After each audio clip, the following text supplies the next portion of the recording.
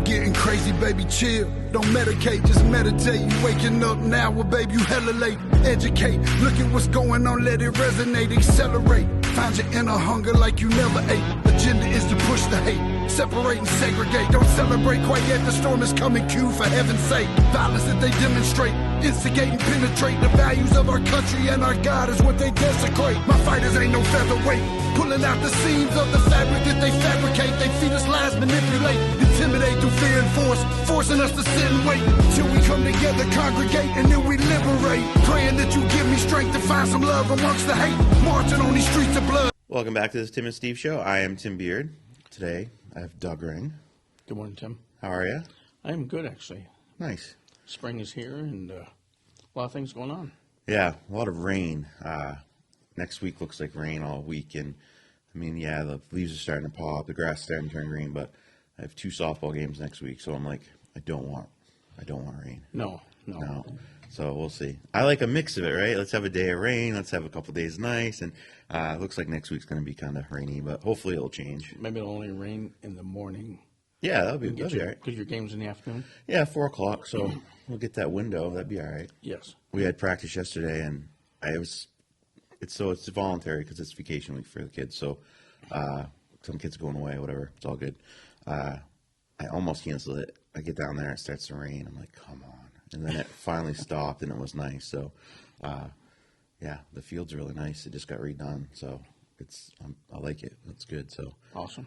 So you're running for selectman. Yes. Yeah. My second year of running. Yeah. So you ran last year, and you had really great numbers. You weren't far off from Kessler, who has been there for quite a while, and so that's a good turnout. You know, that's a good number to have. That you were like 420 something, and he might have been low 500s. Like you were close to someone that's been there for a long time. Definitely was like 100 and some odd points, or votes, I should say. Yeah, and I'm excited. I appreciate the votes last year, and I'm asking for them again this year to help make a change here in Newport. Absolutely. So last year, you, Jim Burrows, and Jeff ran for 2 seats. Mm-hmm. And then this year we have 5 people running for 2 seats. So you have Herb that's running for re-election. Right. You have Barry. Then you have Jeff North, yourself, and Burst Bowling Senior running. So 5 for two seats, which is good to see the interest in it, right? It is, definitely. It was interesting. So when I ran for school board last year, there was 4 of us for 2 seats. And it was kind of funny in a way because I was like, nobody ever runs for these seats. Selectmen's different. School board, people, I don't know. And so I missed it by about 18 votes, something like that. Steve had 18 votes more than me. And then this year, when I ran, nobody ran, against it. Nobody against me. And so it was interesting. And this year you got 5 people running. But so tell me a little bit about yourself. What do you do for work? What keeps you busy? I can talk town stuff too. Oh, great. History about me. I've been emergency services for over 20 years. I retired. Well, I don't know if I'm old enough to retire, but I don't do it anymore. And loved, helping the community in the town I was in for the emergency services, and just always liked supporting the community and helping people. From there, I did 10 years military. I was in the Army, and had got out of the Army, come back here, got in the National Guard for the total of the 10 years there, and worked for various companies, excuse me, and construction, and also had my landscape business going, and stayed busy that way. I was always working a full-time job, plus my own business on the side, very busy over the years, and full-time single dad, and now he's 23 now, so he's off doing his adventures, so it's pretty exciting to see he's grown up and doing things. Nice. And now, how long have you lived in Newport for? I believe I'm going on 7 years now. 7 years now, yeah. Time flies, doesn't it? It does. It's crazy. Yep. So now you have your towing thing and you have landscaping. You're doing landscaping again too. Yeah, and I'm also working construction with Josh Stevens, Yep. and I've been working for him and the family for going on, I think, about 3 years.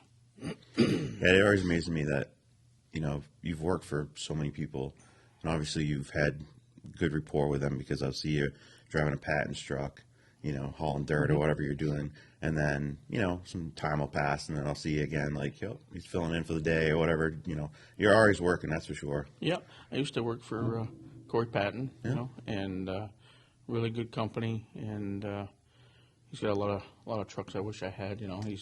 He's well earned it. And just like Scott Reed, I haven't worked for him, but I do a lot of business with him. I get parts and pieces for Scott Reed and stuff like that. So we stay in touch with everybody, and two great companies, that are paying taxes here in Newport and supporting us. Absolutely. So you ran this year. So you ran last year, and you decided to give it a try again this year. So what made you decide, like, hey, let's try this again? I say a lot. Like last year, I saw a lot of problems, that the town was having. My biggest thing is be nice to people. Just because you're having a bad day doesn't mean you take it out on everybody. And I've seen that a lot with people sitting in power spots, and right here in Newport, unfortunately, and that's like one of my biggest pet peeves. And I'm the type of guy that, I've been around the world, and you can say things to me, and I'll brush it off. There's a lot of people out there that need their job, and you can't beat them up every day they come into work because you're on a struggle with power and want to make everybody's life miserable. I have no tolerance for that. That is one of my biggest, needs to stop. And I've done a lot of interviews with past employees in the last couple of years, and I've heard a lot of negativity. And the world has a lot of negativity. We don't need to keep going with it, I don't see anything positive. Getting in there with the employees and talking to them. If I get on the select board, town employees are going to see me on a weekly, daily basis, going around seeing how they're doing, what can we do better, bring it back to the board, because I'm only one person. I'm one vote. But I think a lot of the positive stuff needs to come back to the board, and push things to make it a great place to work.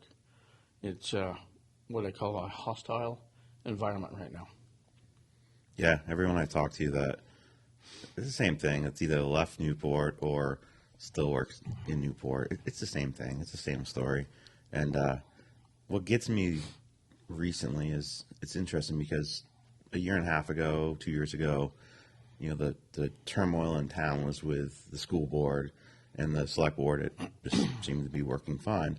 And suddenly, it flipped. And, either I go to the meetings or I watch all the meetings, and it just amazes me that it seems like decisions being made now are taking away from the people of Newport. Their conversation about the common and parking, and I don't know if they're necessarily ever going to vote to be like, hey, we're not going to allow any parking, but they made it seem so much harder than it really was. How about we don't want anyone parking on the tree side there on the Park Street because of the roots, whatever. So just have a solution. All right, come down the other end. And I mean, driving on the common's not going to hurt it. I mean, the ice skating hurts it more than anything on that end, which is what it is. It's part of what we do in the winter. And so I feel like I'm seeing more of that, trying to take away from the residents. And maybe it's just my point of view, but it's the people's town, right? It's all our towns. And we obviously love this town, or we wouldn't live here. And, we want it to get better. And so for me, I've been listen, I just feel like we need fresh people, fresh voices in that position at this point because of what I'm seeing. Definitely, Tim. That common is pretty much one of the bigger identities in town. And when I say that, I mean that's where people come to talk and hang out, have fun. How's your family doing? You know, how's the job doing? You know, talk to people and enjoy things that they're offering from crafts and the donkey show there. I say it's show, but it's is it? They used to do the donkey drop bingo thing there. Yeah. But they also do during the farmers market I don't remember the company, but the lady was at the meeting. Yep. And she's like, well, I haven't been able to bring my animals because I need to park on the common with my truck and my trailer. And, you know, it sounds like, you know, they're trying to resolve that, but it just doesn't feel like, why does it even, I It's don't a simple understand. task. Yeah. It's simple. The grass is repairable. Yeah. The town should have plenty of loam sitting down there in the, you know, to grab a hold of and a little grass seed. We don't do enough beautification in Newport. And you go down the sides of our streets and stuff, and you got, you know, stuff banged up from plows and and salt from the winter. And you know, it's nice to have all green and looking beautiful. I can't believe that we can't do that. You know, we just don't have a set maintenance program of taking care of the town. You know, that should be any reason why people can't pull onto that green and park. And yeah, you might leave a little rut, but Yeah, I don't think I've ever really seen ruts. It's just kind of like nation. Yeah. you leave marks coming out, but you're not putting your ruts, whatever. Right. Because, you know, obviously you're using the common during good weather. Yeah, I just don't understand. That kind of troubled me a little bit because it's like, hey, this is important. And it should just be, like Brent Wilmot always told me, it's like, I love this town because it's a yes town. It's always yes. Like PJ comes to me and says, hey, I want to do this. And you're like, yep, we'll figure out how to do it. He's like, but I go to Claremont, it's different. It's always a no, and you have to work for the yes. But Newport's always a yes town. And I kind of feel like with the last few meetings, I'm like, I kind of feel like maybe it's like, and maybe they're not, but they're given the perception that they're like pulling back. Like, no, the Apple Pie Fair is an extremely important thing, and no matter what, the town should be like, we're going to make this happen, and we don't, whatever we got to do. right. I mean, things like that, anything to get the town involved, people to be happy. You know, we just went through a nasty spell with the COVID.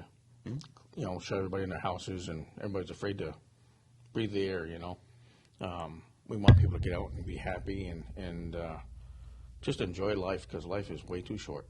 No, absolutely, and you know, our best parts of Newport have happened either on the, you know, on that common, or you know, another big thing with our town, which is like football, kind of brings the community together. Like, why would you ever want to take from that, or even, you know, limit it at all? That's the thing, and you know, and a lot of it too, and we'll see what happens this year, but you know, we'd have flowers around the little common stuff, but a lot of those people that used to do that stuff don't work here anymore. So I don't know if that's some of it, or you know, I'm not sure, but yeah, it's super important to continue to do the things we used to do in Newport. You know, I thought about a few things on that, Tim, as far as flowers and beautification of Newport. We have a facility and younger people that would love to do this stuff and work with the older generation that's been doing it. The FFA, Yep. you know, that building down there that Mrs. Stevens runs is phenomenal, and they give and help so much.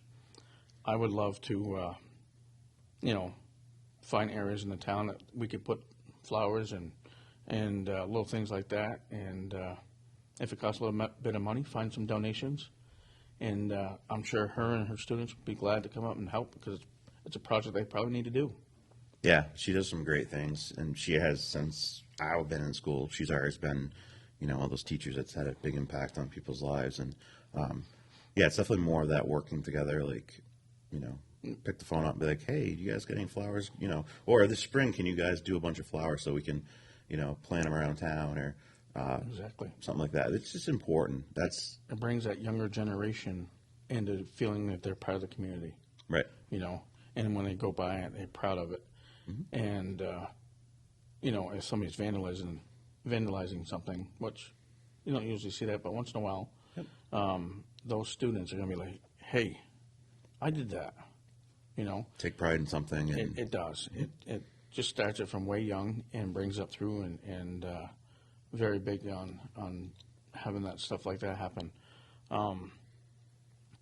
one of the, lost my train of thought here for a minute, Tim. No worries. Couldn't believe it. Just Gone. a lot of the meetings that I've been going to and stuff like that, it just amazes me that we're pushing the public away from wanting to go to the meetings. One thing that I really, we have a lot of different contracts and projects going on in town with bids. The bids should be opened at the select board meeting. That'll bring everybody to the meetings. You know, you do the bids, you pull them out, and yeah, you might not be able to see the scope of all the bids right there, but you can see the numbers, and it brings the contractors in case there's any more questions or anything, you know, and nothing is hidden. And I say hidden, I don't mean it by, hiding, illegally contracts or whatever like that, but Right. I mean, that has happened, but It's a transparency thing that just right. and I've noticed that too. Like, it's kind of flopped again. So I was very dissatisfied with the last administration at the school. Like, very dissatisfied. There was no transparency. There was covering up of a lot of things. Where this superintendent is like, no, full transparency. Everything needs to be, and so like that's getting better. But then I feel like the transparency on the other end of things, it's like you guys make decisions down there. Like the $300,000 for 3 years each year for the mill building, and then Kessler comes to our meeting, I don't know, 2 months ago, maybe whatever it was, and says, "Oh, and by the way, because of comments me and Steve made on the show, we're getting $10,000 per unit from the state out of this, so we're getting $700,000." And I'm like, how come that wasn't brought up at the budget, at the public hearing? So if the people knew that you're actually in reality, it's only like a $200,000 tax break because we're getting $700,000 from the state. Don't you think that's super important to tell the people so that it just shuts down any questions? Right. I wouldn't mention it on the show if that was the case because, all right, that seems like not much of a tax break and we're getting something out of it. So I feel that if you're a public identity, you need to let your public know the whole scope. Everybody makes mistakes. Yeah. If you make a mistake, you try to fix it and you move on. But you don't try to hide it. You don't try to hide little things. And, your job would be much easier if you let the public know and make it positive. Hey, we got this much money for this. And it's going to go back to either the budget or to this, whatever, this is what we're doing for you. Get the public behind you. Right now, the public is not behind the select board. no. I mean, there is a big negative over the select board right now. And, I've talked to people statewide. I've talked to other towns. And Newport is sticking out right now as a sore thumb. And we need to change that. It's very upsetting. What amazes me is how out of touch I feel like the board, I guess as a whole, is. Not all the board necessarily, but they think, I've read, an Eagle Times article where it's just basically, a bunch of hooligans from town causing issues. And I'm like, these are your residents and these are the ones that are speaking up, because unfortunately nowadays people don't speak up like they used to. I feel like they're just kind of gone into their own little homes and they're just like, they don't want anything to do with it, or they'll watch it maybe, but they don't want to speak up. And I think there's a big, they're out of touch, because I think you would find a lot more people in this town are upset by what's happening than they are happy about what's going on. And I think that's something like you have to be in touch with your public. You have to know, like, hey, if this decision I made was not one that made the public happy, well, I need to know that. And you think that's important. So that way I don't make them, do that again, right, or whatever. Yeah, I definitely see there's a big out of touch thing happening here in town. I also, everybody's kind of upset with Hunter and, the town manager. And, and they have a right to be. I do believe that. I think the guy can write grants all day long. He can find us money. I'm not saying he hasn't done that. And, a lot of times people don't have the social skills to manage a town. And I think that's where he's hurting. And it's showing on a daily basis. You know, we don't come to work when it's snowing or, come on now. You know, everybody makes it to work that wants to make it to work. In a two-wheel drive car, four-wheel drive car, whatever. It might be an hour late, whatever. But how do you know during the winter what is going on in the town if you don't show up? By a phone call, you just don't get the same perspective. You know, whether the streets are getting plowed or they're not getting plowed, or, you know, sidewalks are not getting plowed, you know, any of that stuff that makes the town move. We're paying a guy big money to represent the town, to be here every day. If you're not on vacation, you're not at the doctor's, you're right here. Yeah, I was surprised, and I've heard that from multiple people too, that the town manager doesn't come in on snowy days. And it's funny because, like, our superintendent lives, Northwood? She's even further than, he lives in Hanover, and she's in Northwood, and, you know, makes it in. And yeah, you're right. You know, if you have vacation, or you have personal day or whatever, okay, but that's not the story I hear. And we've had this conversation privately. It's almost like, Hunter's really good at writing grants, so why don't we just give him a job as a grant writer? I don't care if you pay him that amount of money that you're paying him now, and hire like a PR person to be the manager, spokesperson for the town. And, you know, because if you're bringing in that much money, then it's worth his salary. But something has to change, because you can't keep employees in town. So, you know, there was an ad the other day for employees, and I just kind of chuckled when I looked at it, because I'm like, the things they're saying to try to entice people to come work here, and it's like, yeah, well, you're not going to make it at the DPW because your boss is, you know, allegedly bipolar, and, you know, flip of a switch, he's pissed off, and you don't know why, and, you know, you just hear so many things, and it's like, well, right. What are we doing here? And I don't want to be, you know, picking on somebody's medical issue or whatever. But if you're in a leadership position, you have a big job to take care of people. You have a job to take care of the town. You know, your people cannot be walking into a hostile environment knowing whether they're going to get pushed out, which, how many employees have we lost in the last year or two? 7, 8? I lost track. Yeah, if you look at the last, like, 5 years, you have maybe, I don't know, 10% of what you used to have that have been long-term employees. The other ones have all quit. And a lot of them come to talk to me, you know. Yeah. And I'm just shaking my head going, wow, this happened here. When I went to select board meetings and I asked questions, do we have enough employees? The answer is, yes, we have this many people. We are good to go. And 2 weeks later, not even 2 weeks later, I'm in the Hunter's office, and I'm looking on the wall, help wanted for highway people. I'm like, didn't he just tell me? You know, and I'm like, who quit? Nobody. Well, I'm not, you know, an oversmart person, you know, but when somebody tells me something, it sticks to my brain, you know, and then when I see something on the wall that's in writing, what happened here? Are you lying to me, or are you just trying to get rid of my question? You know, what are you hiding? You misremembered. No. Well, that was the next meeting. You know, I can always tell when somebody's trying to get rid of me, because they will throw me anything to get me to shut up and move out, you know. And I remember things, you know, some things that a lot of people don't remember. It just sticks in the back of my mind. And, you know, and I forget a lot of things I should probably remember. But anyways, Tim, you know, it's very upsetting. You know, I asked the chair the other day at a meeting a question, and I believe it was on the I'm trying to think of that question that he told me it didn't happen. I asked him to. Yeah, I'm trying to think of that meeting.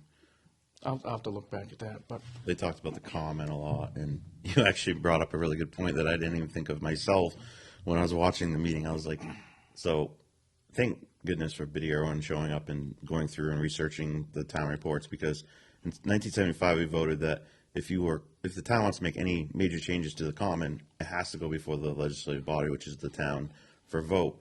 And they had talked about putting like barriers up or something on the Park Street side, and Right.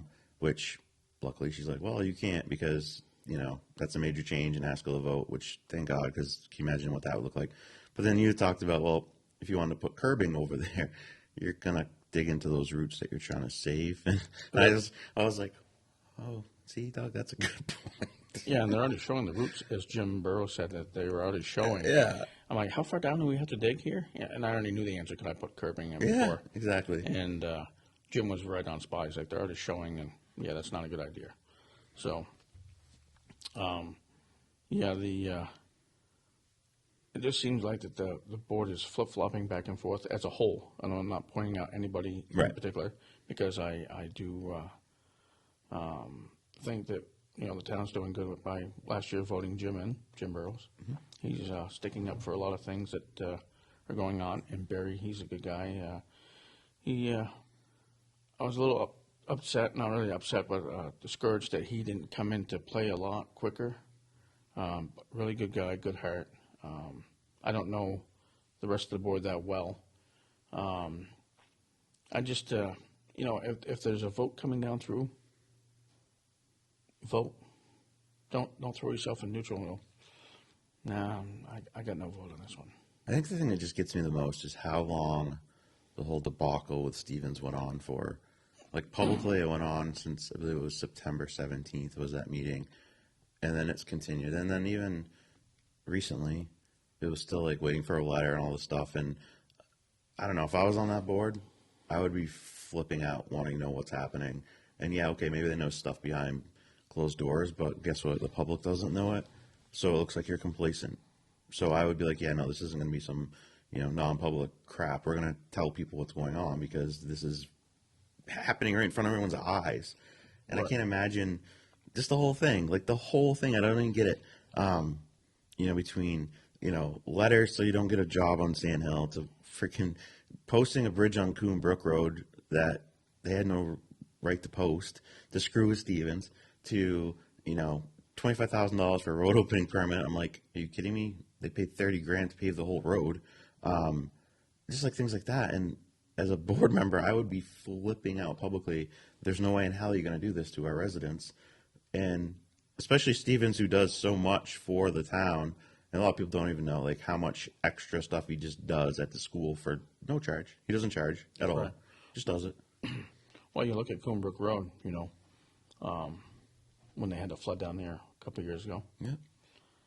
Stevens came in there from their gravel pit, and they helped out the campground, everything.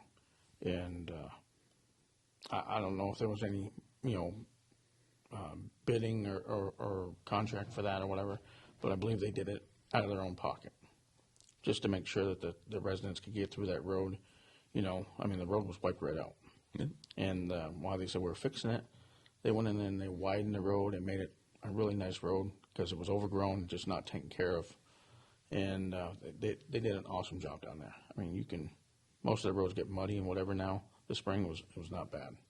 They pulled the grader out, their own grader, other town roads that they have to be on, over by their facilities, and they'll grade the road because there's potholes 5-6 inches, and a bunch of them. You can't even drive a vehicle down without, losing your suspension. And they donate a lot. They do. They just very upstanding citizens, and they care.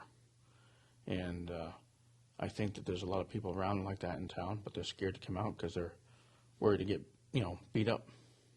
Yeah. No, if you look at that, like I totally look at it as targeting. And I also, when I watch meetings, I pay attention to things and I listen to things, and you'll watch, and then all of a sudden, like, wait a minute, you just contradicted what you said 25, 30 minutes ago. Like, I pick out those things, and some people probably just don't, but I guess it's one of the things I'm good at. But, if you're telling the truth about something, the story's not going to keep changing, Right. When the story keeps changing, it's just a bunch of BS, and that shouldn't be happening in Newport. Like, our taxes are high. Yeah, none of us like our high taxes, but we should be getting something for our money, right? And it shouldn't be what I've been seeing lately. It should be like, yeah, okay, how can we make Newport better? How can we make Newport better? I don't see that. It's just they put 100% faith in the town manager, and the whole thing. The only thing I ever hear is, he's brought in millions and millions of grants. Okay.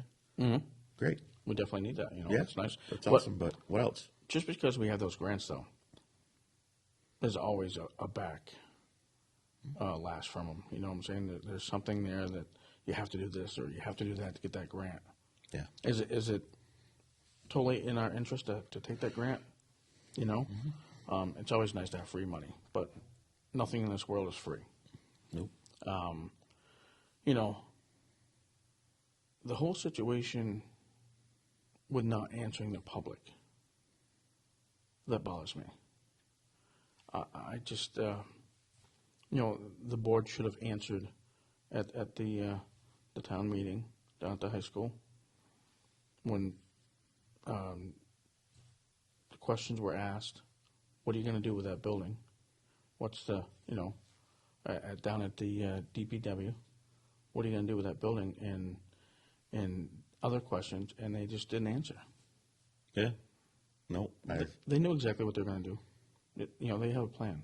They still denied knowing what they're going to do at one other meeting since then, and I was like, wait a minute, that's a lie, because like February 20th meeting or whatever it was, you talked about where you would like to do with the building. So, yeah, I don't know. It's interesting, I guess, and this is why I get involved with it and stay involved with it, because I don't like what I'm seeing. I don't think it's okay. I don't think a small town like Newport, this should be happening. It should be, hey, how can we make our community better? Not what I'm seeing here. Right. You know, Tim, actually getting back to the part where I couldn't remember a few seconds ago, the question I asked was about the rec center. Is all the bids been put out?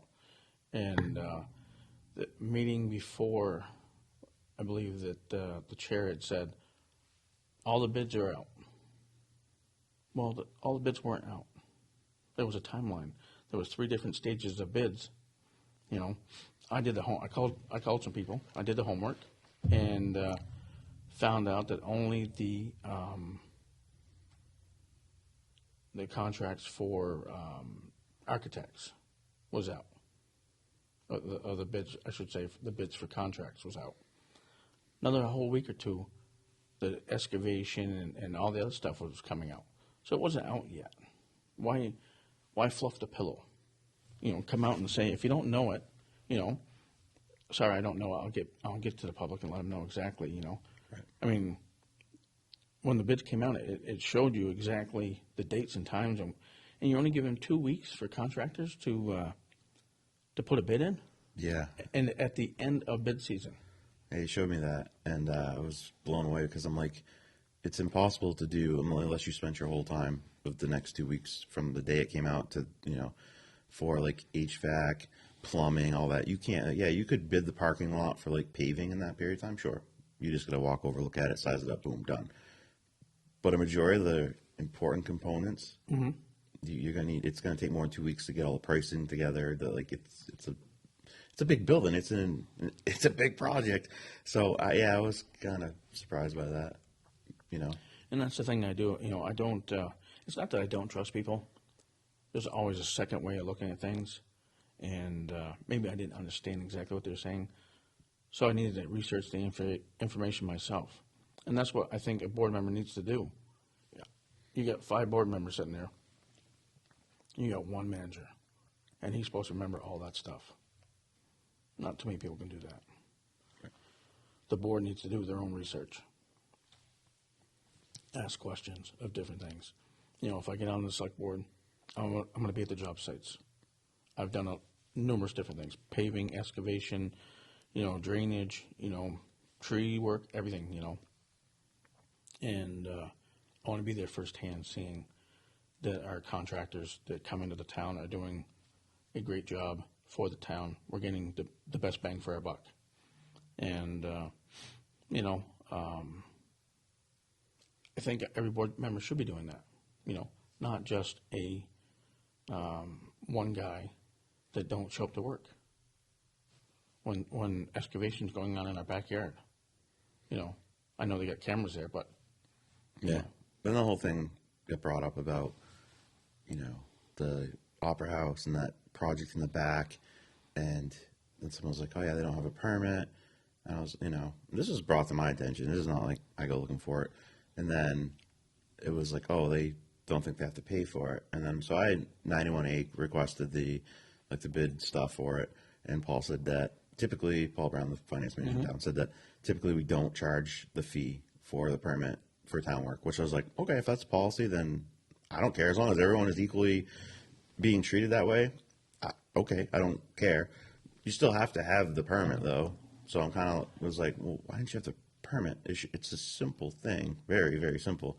So I don't know what the community, the breakdown there was. And then it was weird because I got my 91A request and I got my stuff from Paul like the day later or whatever. And then last Thursday, maybe, I don't know, Hunter sent me all the stuff, which was, I thought, ironic that Hunter would be the one that sent it to me, which is fine. I don't care who sends it to me. So, and he said, yeah, and everyone's supposed to, has to have a permit and whatever. And so, but that's another thing that, transparency wise, like, had I known, right, that, hey, we don't typically charge for that, then I could have told the person that said something to me like, oh yeah, it's because we don't charge for that. We don't charge it. You still have to have the permit, but we waive the fee. Okay. That's fine. It's just a transparency thing. Right. So there's so many things I think of like, man, if you guys had just said this or someone had said this in the past, then it won't even be an issue. But you need that permit to run. So 20 years down the road when everybody has changed positions, Yeah. we need to know who did that and, Yep. what went on with that job project, Paper trail is a big thing with anything, as a business or a town. And we need to do more of that. So, and who knows? I mean, I believe there's a tank in the back of the Opera House Square, or Opera House building there, a tank that needs to be removed or something like that.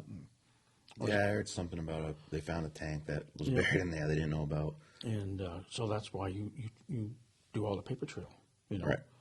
Because if that tank gets moved out without having the proper paperwork attached to it, and then somebody finds out about it, or there's something hazmat that's been leaking in the ground, we need to take care of that. It's regulations. You can't. We're a town identity. We need to do things right. Yeah. We need to get the public involved. We need to have a lot of positive things going on in town, and it's just not happening. Yeah, I think if you want the public involved, you have to show that, right? So, like, and this is something me and Steve have fought, like, on the board for the last good 6 months or a year, is that involvement from the community. And, like, so at the board, school board, you're only allowed 5 minutes to speak. It used to be 3, they changed it to 5. Open forum is at the beginning of the meeting, which is now a law in the state, which, because during COVID, what would happen is they'd put it at the end to shut down parents from talking about COVID policies that they didn't want to hear about. They do their business and then they just end the meeting. Mm-hmm. But now I'm seeing the same thing happen with the select board, where we're just putting open forum at the end now. And now, granted, they, for some reason, don't have to have open forum, which makes no sense to me. But by law, they don't have to have it. But we do have it. I'm worried about, is that the direction you're trying to go, is to get rid of open forum? And I would hope not, because shutting down your residents' speech and it's just not okay. But I've noticed that. Like, that's another change, right? We've now put open forum at the end. So, and some people, it's because, we have a lot of business to do. And it doesn't matter. Even if you're there and they've had meetings until midnight, it's twice a month. People get to come in and talk about what's bothering them. And it is what it is. If the meeting goes till 1, 2 o'clock in the morning, it's their job. That's why they wanted to get elected to that position. If you don't want that, then maybe you shouldn't be sitting there. Right. Unfortunately, I mean, you are a person working for the town. Yeah. If you don't have time for that, then maybe you need to step down or do something differently. And something Steve already says, and it's so true, is that so when someone comes in to speak, whether it's at the school board or at the select board or any of these board meetings, like, that's the most important thing in their day that day. They came there for a reason because this was important to them. So if you shut it down or you don't show the interest that you should, like, it doesn't give a good impression. Like, so for them, it's the number one thing. So you need to be attentive to that and be like, okay. And then if there's questions, All right, and you don't know the answers, we'll write them down and we'll get back to you. And then make sure you do get back to them, because I see that a lot. And that's something like very much like on our board at the school, trying to make sure like we get back, like, because we don't always have the answer right then and there. Right. But I'll find you the answer and I'll make sure I get back to you with the answer. That's super important. So I think that's just so much of it is transparency, listening to people. Oftentimes people get it wrong too. I've noticed that. Like I'll hear things and I'm like, oh, okay, and then come find out like it's not the case at all. Right. But you still need to listen and then try to educate them too, right? Try to show them, hey, you know, this is what happened, whatever. So yeah, it's just it's important. It's the position you're in, right? You're public servant. Right. You know, Tim, one thing that I've seen quite a bit is if you don't agree with me and you're still not agreeing with me and I'm pushing you, the bullying, it happens everywhere. Yeah. We don't need that. You know, I'm going to make your life miserable because you don't agree with me. That is crazy. That's become like a nationwide thing where people can't just disagree anymore and move on. It's like, And still be friends? yeah, you don't see that. Like I remember like Hannity and Combs. I hated Combs. I couldn't stand the guy because like I disagreed with everything he said. But those two could debate like almost fist fight debate like to that level. And then at the end of it, the show's over. Like, yeah, okay, whatever. Yeah, they're going to dinner or whatever. And they don't care. They're friends. It's like whatever. Just like, you know, not everyone can do that to that level. But you have to be able to disagree with people to a certain, you know. Not everybody's the same. No, You and know. I get things wrong. You know, that's why I make corrections on the show. I was wrong about something I said last week that Jeff Kessler said, and I was wrong. I put it all together and then kind of drew the conclusion that was right in front of me. Oh, okay. But I was like, you're right. You didn't actually say those words. So I'll clarify that because I don't want to misrepresent anybody, and I don't want to get something wrong if it's wrong. And then there's some things that's just my opinion. But my opinion can change too, right? But it's your opinion, Tim. Right. But it's, oh, give me some different information. Oh, I didn't know you're getting $700,000 from the state on this job. Right. Changes my opinion a little bit on it, right? So it's just stuff like that. I think it's just transparency and representing the people is what's so important. And the one of the other things that was kind of getting pushed to hurry up and get done was the line striping in the middle of town. You know, all those businesses that need to be taken care of and get all the parking and all the customers in the door that they can. You know, we're coming down to a timeline that is going to be rough. You're going to start seeing the economy drop even more, I think. And I'm already starting to see it out there. People talking about it nationwide as far as the towing industry. I got friends all over the country, and they're all saying that bad winter, there's no towing going on right now, really. Yep. And things are going to slow down, and people need to get all the customers they can get, you know, to make Main Street, you know, look nice and keep moving. And to push that, we need that next week. And you only got like 1 or 2 weeks. Well, when's the paving getting done? That's not on slot for, you know, months. You know, maybe it is now because it's been updated, but Right. at that time it wasn't. And the bids, was it 2 weeks ago? The bids for the asphalt weren't even out yet. Yeah, they're going out, I think it was. Or Yeah. So, and I've done, you know, highway paving. I've done residential paving, and I've bid.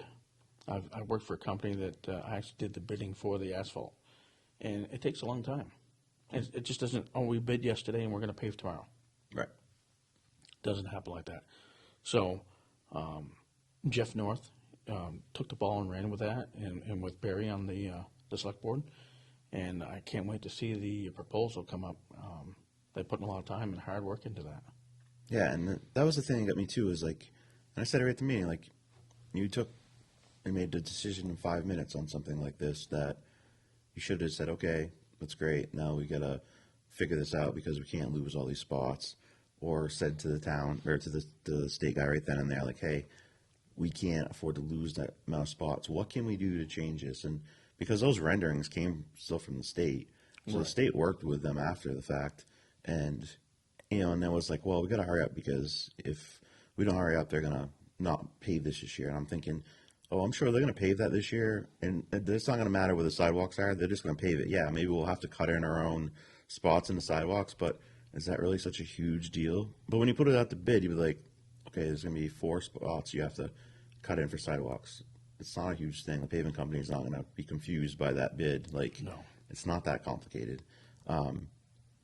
So I was kind of like, really? Because I thought it was getting paved last year. Originally, that's what I heard from all the state guys when they're doing the work. Like, yeah, it's supposed to get paved this year, as in last year.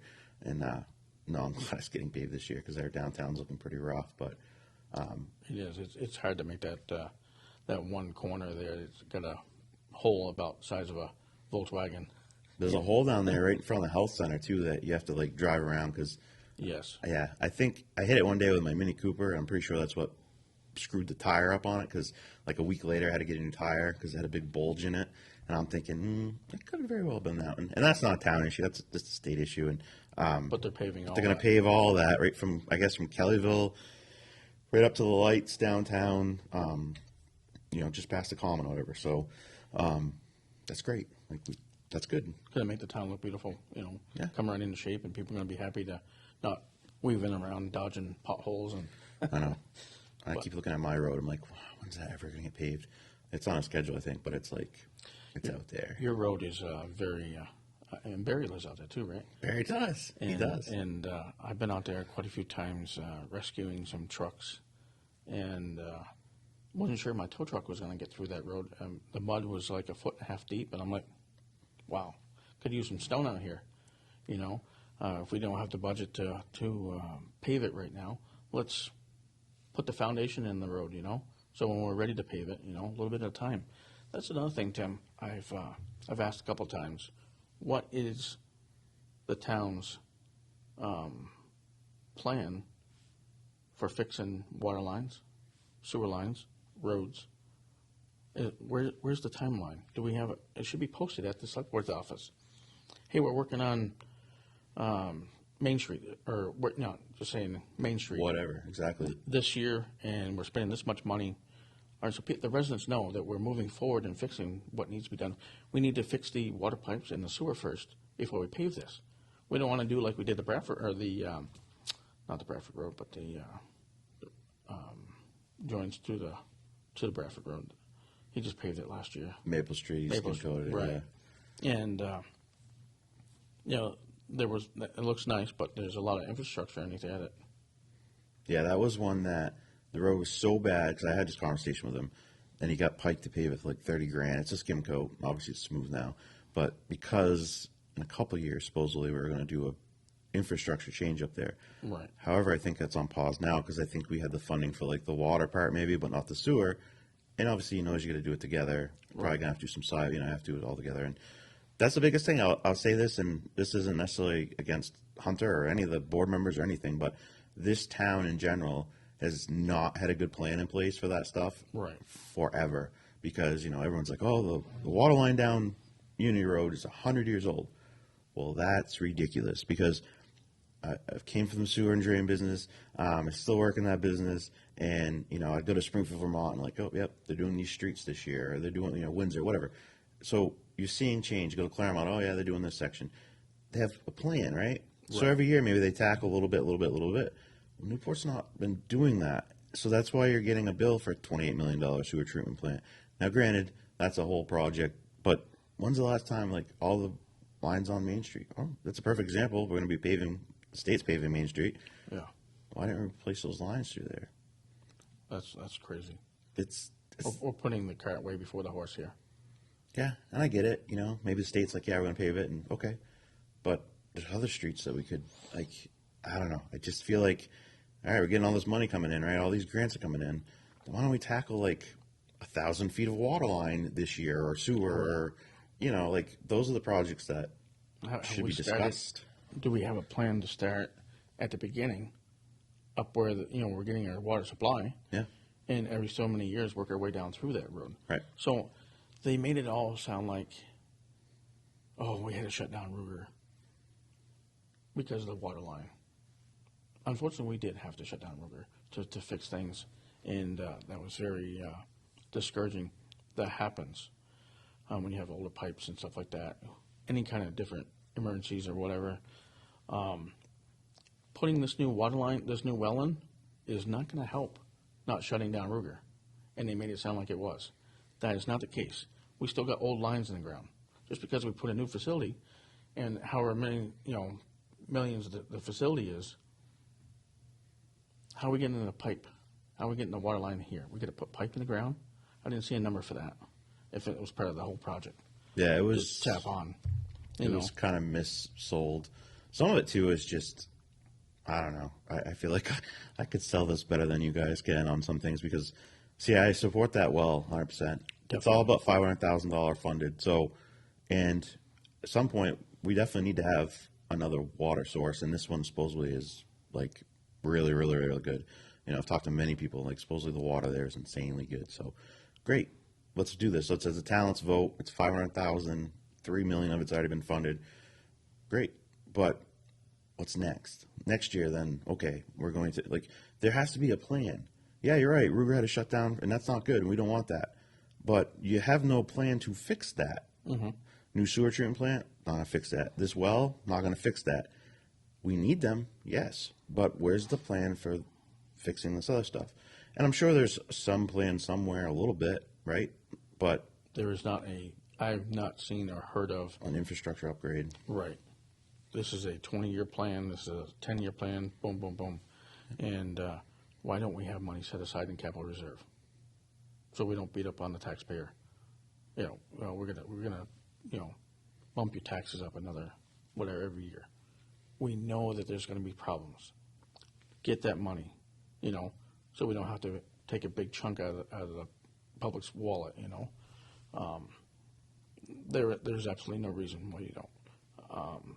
The sewer treatment plant, did we fall asleep and just let that thing go, deteriorate? Seems it. I've talked to a couple people, and they said a lot of it could have been maintenance program, and it wouldn't have got to this point. See, that's the thing, and once again, it doesn't necessarily come back on any individual person because it's been a long-term thing, but it's the same thing. Now we're at this critical phase where this has to be done, or the EPA is going to fine us and all this stuff. How to get to this point, though? It's this lack of maintenance stuff. It's like lack of, okay, 10 years ago, maybe we should have said, hey, we got to do something here, and right. Maybe we start saving, or I don't know. Get a plan then. Something, right? So the water, the septic, that all went bad overnight. Right. All at the last year, so we're getting a new rec facility, we're getting new water, new sewer, and whatever the school might need. So we're going to hammer on the taxpayers all at once. Yeah. I'm pretty sure that somebody could have looked ahead a little bit and set up a plan.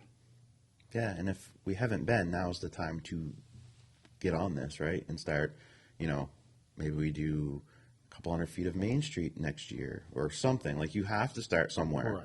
And you have to start doing something, because you're right. And I've said it for years. Before I was even involved in any of this stuff, I was like, one of these days, that line on Main Street is just going to drop. And they're going to say, we need $100 million to fix all this.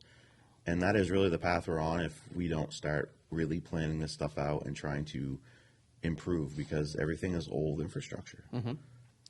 So I want to get back to taxes a little bit. And this is just my belief.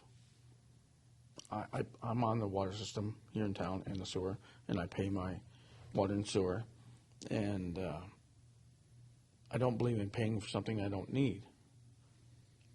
But we're in a situation here where everybody in town needs that system.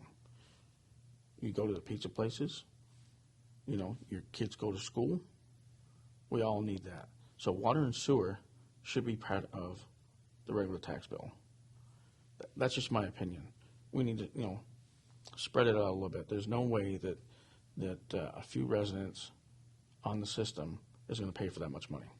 Yeah. So it's and I didn't 100% realize this at first, but so it's a user fee tax, basically.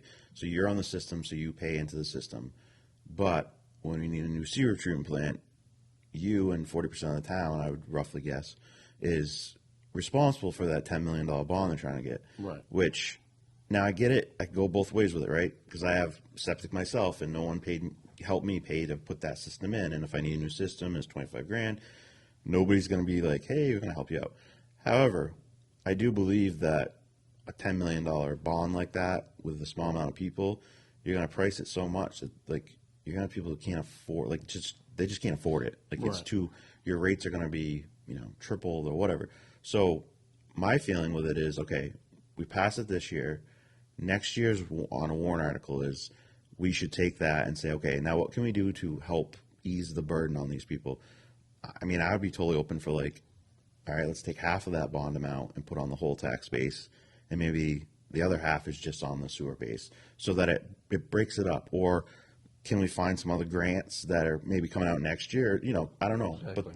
but we definitely got to do something, and that was mentioned at the. I know Paul mentioned that at the deliberative. I think that's definitely something that we should actively be talking about and pursuing, especially if we want this to pass. Because like it's weird, because I feel bad. Like if I vote, yeah, let's do it. It doesn't affect me right now at all. It affects you. Your bill's going to go up, and I feel weird about that because I don't feel like that's how it should really be. Right? We're one community.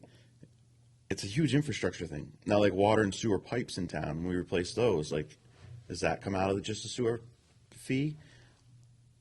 I've gotten I think the answer is yes. Like it just comes out, but it shouldn't, because water, any upgrades we do to the town like that, it should come out of the whole town. Right, it's a town upgrade. And I get it, and we could change it, and I trust me, I get the whole flip side of it because I'm not on water or sewer, and that stuff's expensive, and I had to put it in, and no one's helping you pay for it. However, on this, because it's such an upgrade, can we go? Is there something we can do to help? Because we're just get to a point where people aren't going to be able to afford to live in town at all. Like, just can't afford it.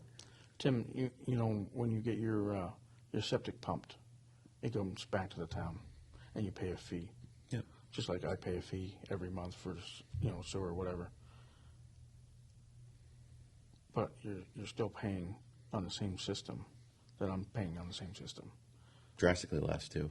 Well, I mean, it'll be 1,000 gallons or 1,250 or whatever Right. versus, but yeah. So you still need that system, though.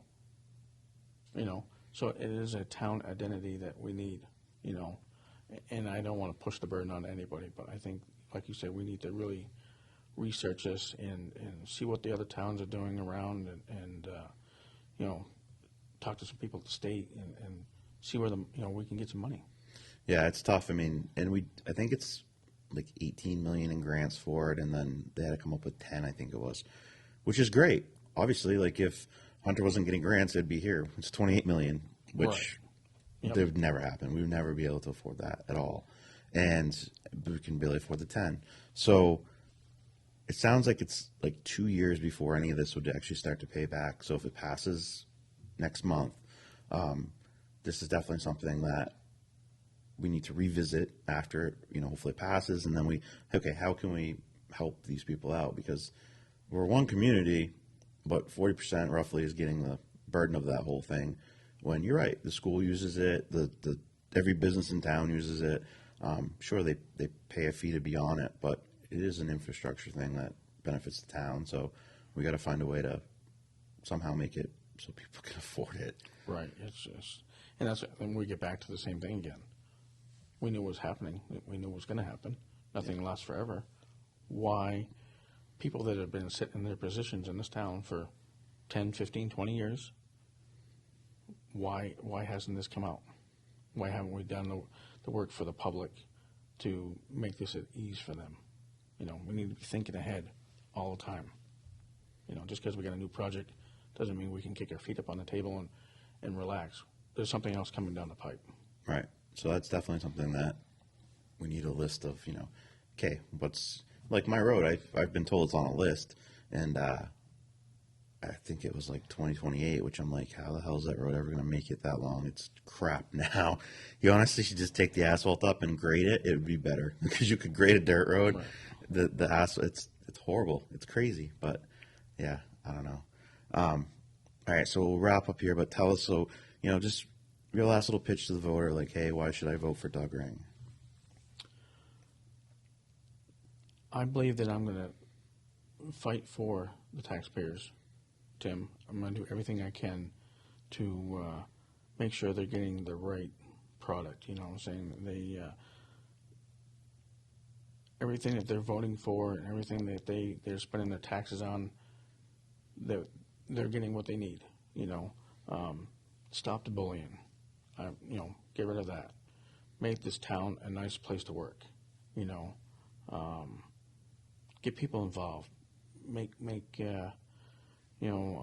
everything knowledgeable to the people. You know, to put it on paper. This is what's happening. You know, inform them. You know, and one last thing, Tim. I want to say that I hope this hasn't happened, but I have a bad feeling that if you don't like what's in the minutes from the town, don't push somebody to change them. There's a lot of great people that have moved on to different things in this town, and by bullying and pushing their views, and a lot of great people, and I wish they would come back if things change. Awesome. So May 9th, 8 to 7, polls will be open at the high school in the gym. There's 21, I think it's 21 warrant articles on there. Right. There's a lot on there. The sewer treatment plant's the biggest one probably of the year. Yep. And then there's the water one on there, which is, that's just a small amount. Hopefully that will pass easy because that one, and these are bond votes, so they're going to require 20 or 60% to Right. pass. So, at the end of the day, no matter what, please get out, vote. Your voice does matter, especially in a small town, and get out, vote. You have 5 candidates to choose from. You're going to choose 2. I feel like that's confusing to some people. Right, you got 2 votes. Because I was like, when we did our election thing, I was like, this is so weird.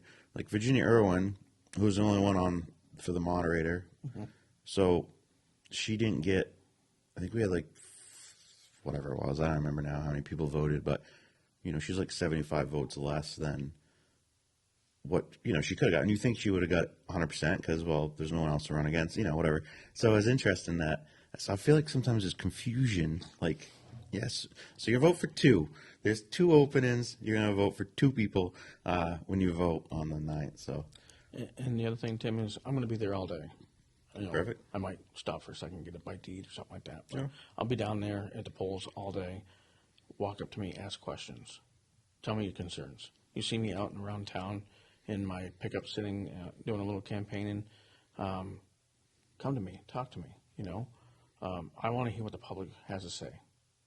I'm definitely not hiding behind a desk or anything like that, and I'm very concerned about what the public thinks. Awesome. Thank you, Doug. Thank you, Tim. Appreciate it. All right, thanks for watching the Tim and Steve Show. Tomorrow we'll be back with Jeff North, going to talk about his campaign, and Steve will finally be back for next week, and we'll start having the Tim and Steve Show again. So have a good one. Till I see the golden gates, troubadour and troubled souls, one of God's servants. Blades out, cut the grass till we see the serpents. One day I hope you see the truth. This puppet show stays on because of you.